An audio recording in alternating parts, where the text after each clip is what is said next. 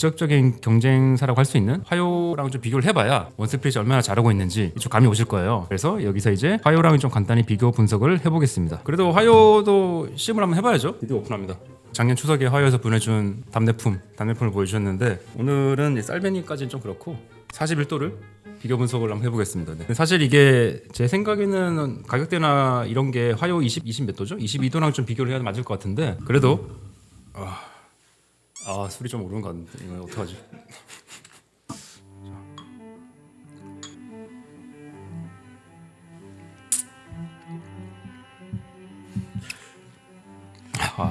도수가 확실히 세고 확실히 좀 깔끔하긴 하네요. 41도가 더.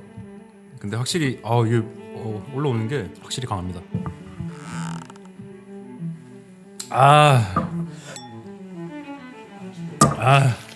자, 그래서 화요 선물 받은 거 감사히 잘 썼습니다. 자, 그래서 말씀드렸던 것처럼 원소주만 보면 잘 몰라요. 근데 직접적인 경쟁사 같은 이제 산업군에 있는 화요와 이제 비교 분석을 해보겠습니다. 둘 다 23년, 22년을 비교해 볼 거예요. 그래서 경영 성과부터 이제 볼 텐데 매출 아까 설명드렸죠. 원소주가 2022년에 278억에서 2023년에 131억으로 확 줄었다. 매출 총이익이 165억에서 88억으로 확 줄었다. 영업이익이 106억에서 100억 날아가고 5억밖에 안 남았다. 자, 그럼 화요는 어떠냐? 화요는 2022년에 매출 302억 하는 회사였어요.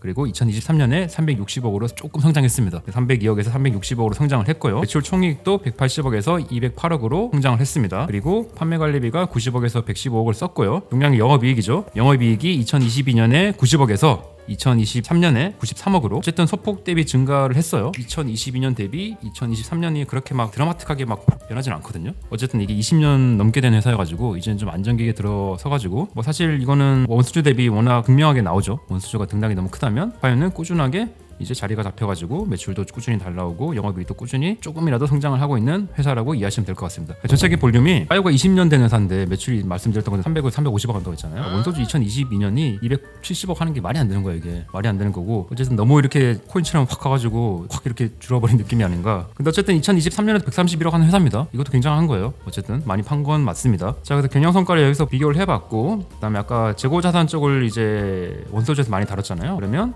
원소주가 재고자산 얼마 가지고 있고 화요가 재고자산 얼마 가지고 있고 회사 전체 볼륨 대비 많이 갖고 있는 건지 적게 가지고 있는 건지 그리고 이게 많이 팔리는 건지 적게 팔리는 건지를 한번 얘기해 보면 좋을 것 같습니다. 화요도 비슷한 구성으로 다 가지고 있어요. 어쨌든 동일한 업을 하는 거니까 상품도 뭐 조금 있는데 무시해도 될 것 같고 제품은 이제 이런 거죠. 이제 22도, 17도, 41도 쌀배니 뭐 엄청나게 많은 제품군이 있을 텐데 이게 2022년 7억에서 2023년 11억입니다. 여기서 느낌이 와야 돼. 화요 기말 재고가 원소주 기말 재고는 비슷한 수준입니다. 비슷한 수준을 갖고 있고요. 그리고 제공품도 만들고 있는 과정이라고 했죠. 화요는 근데 제가 알기로 좀 숙성을 많이 하는 걸로 알고 있어가지고 어쨌든 이 기간이 좀 모르겠습니다. 원소주보다 좀 길 것 같은 느낌이 있거든요. 어쨌든 이건 전부 다 숙성을 하는 거잖아.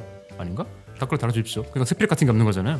그러니까 어쨌든 제공품이 좀 많이 잡혀 있습니다. 13억에서 11억 정도 잡혀 있고요. 그리고 반제품이 없어요. 반제품이 없다는 거는 숙성을 하지 않고 파는 게 없다는 걸로 받아들여도 될 것 같습니다. 그런 게 좀 재무제표에 보이니까 좀 재미가 있죠.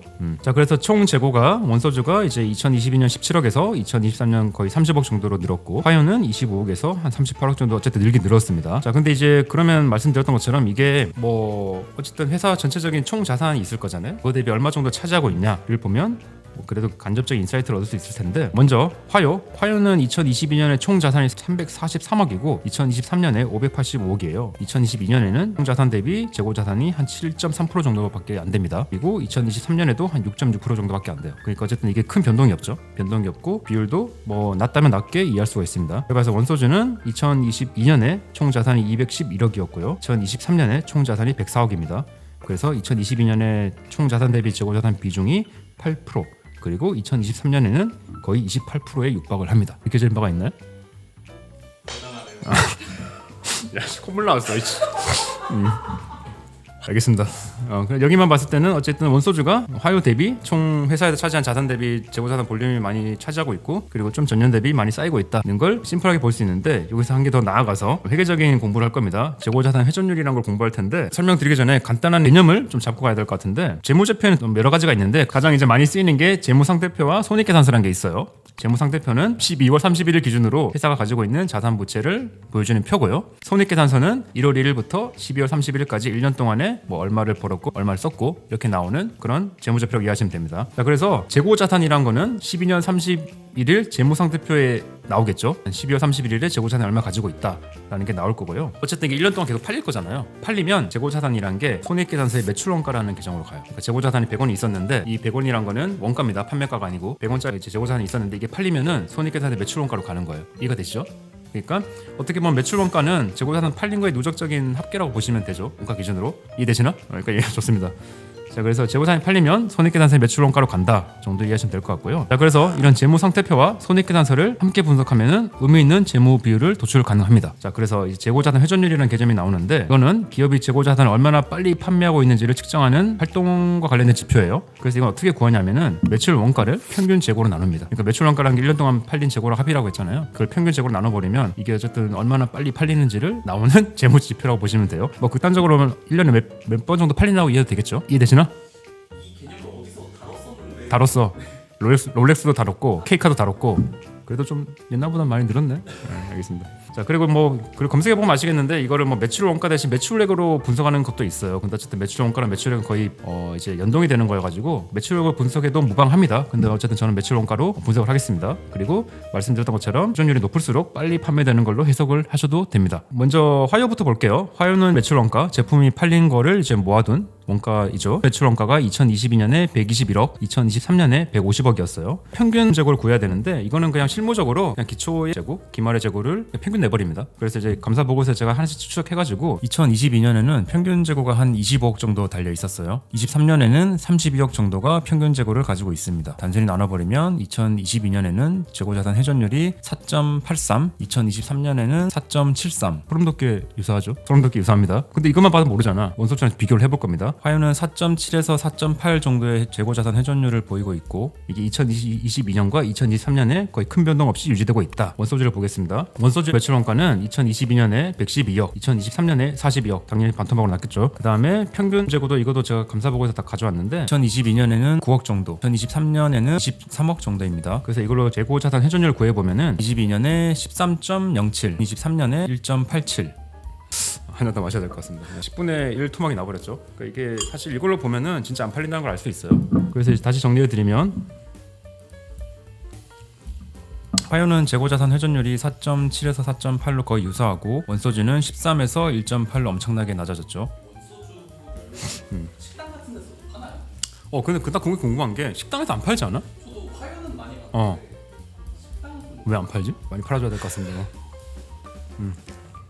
자, 그래서 이제 재고자산 회전율과 회전일수를 보면은 당연히 이제 뉴스랑 이런 거 보면 당연히 이렇게 나올 수밖에 없어요. 나올 수밖에 없는데 어쨌든 이거를 숫자로 분석을 하는 것도 약간 재미가 있으니까 그렇게 한번 분석을 해봤고요. 이제 좀 마무리해야 될 것 같은데 일단 원소주의 2022년 퍼포먼스는 이거는 정말 말이 안 되는 수치긴 해요. 인정할 건 인정해야 돼. 2022년에 영업이익이 100개가 넘었다고 했잖아요. 이거는 2022년에 화요가 영업이익이 100개가 안 됐어요. 20년 된 회사를 2년 된 회사가 지켜버린 거예요. 어쨌든 22년만 봤을 때는 그러니까 말도 안 되는 퍼포먼스이긴 하는데 너무 좀 23년이 22년 대비 평균으로 봤으면 좋았을 텐데 너무 이렇게 한쪽이 높고 한쪽이 낮으니까 23년은 모든 재무적 지표가 좀 좋게 나오고 있지는 않습니다. 매출도 줄었고 영업이익도 당연히 줄었고요. 현금흐름도 좋지 않고 재고자산 회전율도 좀 좋지 않게 분석이 됐죠. 그에 반해서 이제 21년 된 화요 재무지표는 아까 말씀드렸잖아요. 큰 차이가 없어. 매출도 조금 늘고 영업이익도 조금 늘고 재고자산 회전율은 소름돋게 비슷하고 그러니까 되게 어쨌든 회사가 안정됐다는 느낌을 많이 받았고 그럼에도 불구하고 꾸준한 조금이라도 성장을 보이고 있는 것 같다. 게 좀 인상 깊었던 것 같습니다. 그래서 저희 예전 기업 분석에서 다뤘던 것처럼 화요가 이게 말씀드렸던 것처럼 20년 동안 적자였어요. 그러니까 누적 적자였죠. 적자였고 2022년에서야 누적으로 이제 결손에서 이익으로 전환된 회사입니다. 그리고 당연히 23년에는 탄력을 받아서 이제 계속 치고 나가고 있는 상태고요. 그래서 이제 화요가 이제 20년 걸린 건데 사실 원소주가 2년 가지고 이게 되는 것도 사실 좀 말이 안 되는 거긴 하죠. 자, 그럼에도 불구하고 어쨌든 재무제표만 봤을 때는 22년에는 굉장히 말도 안 되는 퍼포먼스를 보여줬다. 근데 좀 너무 압축해서 성공을 좀 본 게 아닌가 그런 게 좀 보였고요. 그래도 어쨌든 말씀드렸던 것처럼 괜찮습니다. 괜찮고 아예 못 먹을 수는 아닙니다. 괜찮고 결국엔 술집에서 좀 많이 팔려야 될 것 같은데 이건 제가 잘 모르겠습니다. 있으면 한 잔씩 먹겠습니다. 그래서 이제 어쨌든 화요처럼 꾸준히 성장하는 기업이 되길 좀 바라해 보고요. 그러기 위해서는 당연하겠지만 소주가 맛있어야겠죠. 제품이 맛있어야지 사람들이 계속 재구매가 일어날 것 같은데 지금은 좀 그게 좀 약간 쉽지 않은 느낌? 한번 그냥 유행 따라서 우르르 가고 사람들이 다시 찾지 않은 그런 느낌이 조금 있는 것 같습니다. 계속 제가 말씀드렸던 것처럼 뭐 괜찮은 것 같고요. 뭐 여기저기 좀 땅에서나 보이면 일조하겠습니다. 이렇게 증류주 회사를 만들고 한다기 쉽지 않잖아요. 박자범 정도면 이제 위스키라는 이런 걸로 했을 것 같은데 그래도 뭐 소주에 대한 애착이 있는 것 같고 그런 거는 제가 응원하고 리스펙하고 있으니까 앞으로도 꾸준히 성장하는 회사로 운영하시기를 응원하겠습니다. 그럼 오늘 여기까지 하고요. 다음엔 또 둘 데리고 열심히 하겠습니다. 네, 시청해주셔서 감사합니다. 네.